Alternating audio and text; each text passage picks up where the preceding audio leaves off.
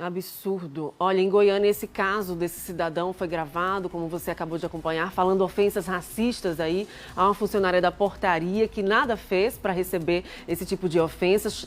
Essa situação chamou a atenção e alerta para uma realidade, infelizmente, muito triste. Ao vivo, eu converso via Skype com a advogada criminalista, ativista negra Valdilene Martins, que é também presidente do Instituto Ressurgir. Bom dia, muito obrigada pela conexão com a gente nesta quarta-feira. Infelizmente, esse caso em Goiânia chocou, são ofensas desmedidas, sem um motivo, nenhum motivo justificaria, na verdade, esse comportamento. Como que a gente pode avaliar isso e num contexto legal? Como é que tem sido isso nos últimos anos em relação à punição dessas pessoas que praticam crime contra racismo? Crime de racismo. Tamires. Bom dia, Tamires. Bom dia, senhoras e senhores telespectadores do Balanço Geral. Mais uma vez, parabéns pelo trabalho. E infelizmente, né, as mazelas humanas estão aí. Cada dia, parece que a pandemia fez aflorar tudo de uma vez. Você vê um comportamento desse e ainda numa situação onde deixa a mulher completamente sem poder responder, claro, porque ela está trabalhando, medo de perder o emprego, mas ela fez o certo, ela filmou, tem como provar, para não ficar a palavra dela contra dele. Você veja que o interesse dele é o que? Menosprezar, diminuir, rebaixar a pessoa. Então é qualificado como injúria racial, que está no artigo 140 do Código Penal, diferente do racismo, que atinge uma coletividade. No caso, ele atingiu diretamente a pessoa, que foi a moça que trabalhava no prédio. Infelizmente, isso é mais comum do que o que a gente pensa. Verdade. Por sabedoria dela, ela fez ali o registro das imagens. E numa situação como essa, qual é a orientação? Porque esse caso pode passar despercebido se de repente ela não tivesse filmado, se de repente ela não levar à frente. Esse caso pode passar despercebido e outros tantos podem passar despercebidos. Mas qual é a orientação? Registrou e aí, faz o quê?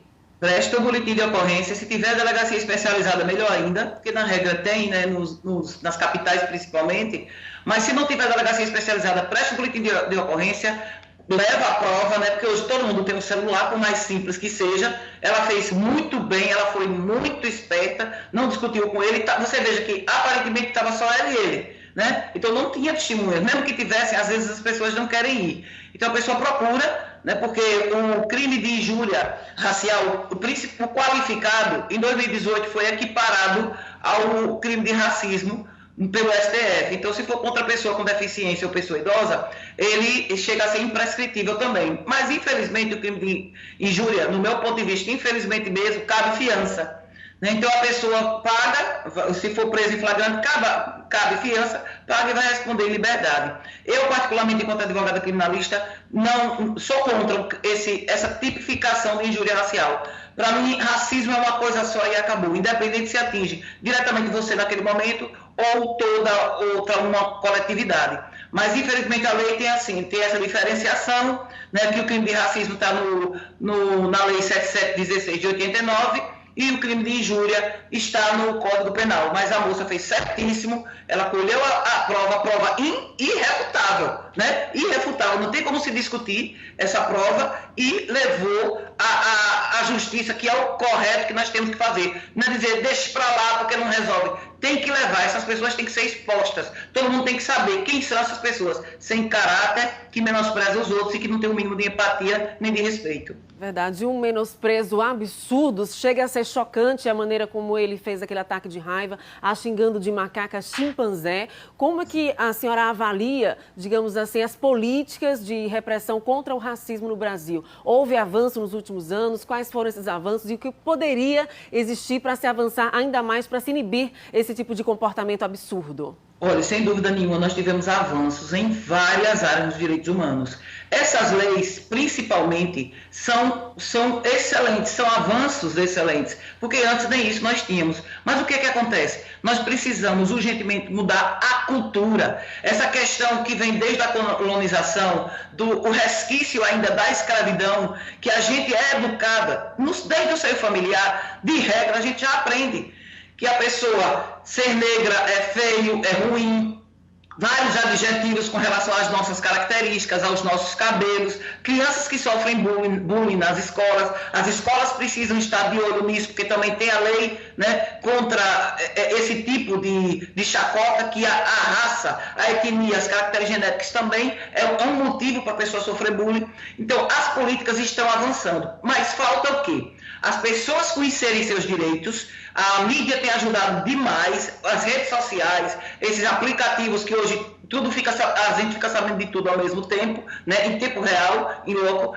e, sobretudo, nós precisamos desconstruir essa educação que é dada às nossas crianças, separando as pessoas por classe, por gênero e por etnia. Isso precisa ser mudado de imediato. A gente percebe que há, inclusive, um aproveitamento da vulnerabilidade, da condição social da pessoa. Quando se tem uma pessoa branca com nível superior, com uma condição de renda melhor, e se tem uma pessoa negra em um posto ali inferior, digamos assim, Exato. em um posto de trabalho mais simples, mais humilde, há uma tendência ainda maior à prática do racismo pelo fato da pessoa ser negra e pelo fato da pessoa estar incluída ali numa condição de classe social com renda mais baixa. Isso também é um problema mais grave, porque são dois tipos de preconceitos, né? Sem dúvida nenhuma, a pessoa fica sem poder reagir, né, por conta da sua condição, com medo de perder o emprego.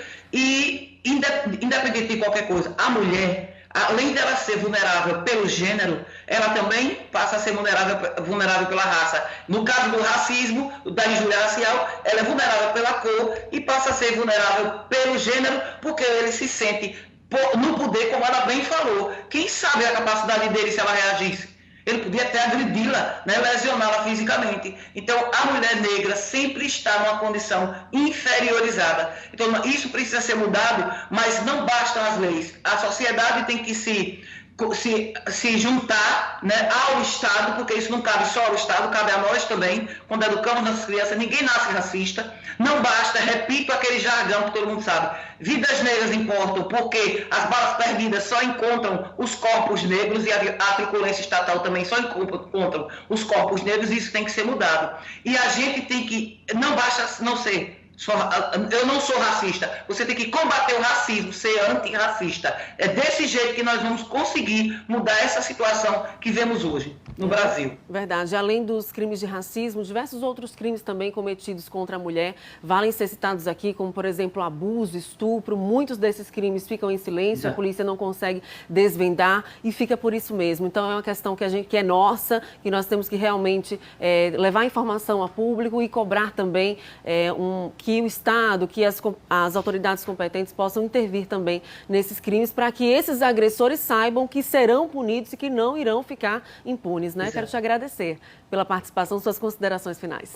Eu que agradeço, muito obrigada, e é isso, a gente tem que reagir, não pode aceitar, chega, basta, a gente não pode aceitar preconceito, discriminação de nenhum tipo. E aqui eu conclamo todas as pessoas que são de fato seres humanos e que entendem que todos e todas somos iguais perante a lei, que juntem-se ao Estado, porque o Estado sozinho não pode tudo, para combater esse mal. Se você vê filme, você denuncie, participe, seja testemunha e ajude essas pessoas quando elas estiverem numa situação dessa de extrema vulnerabilidade, correndo risco até de ser lesionada ou ser morta.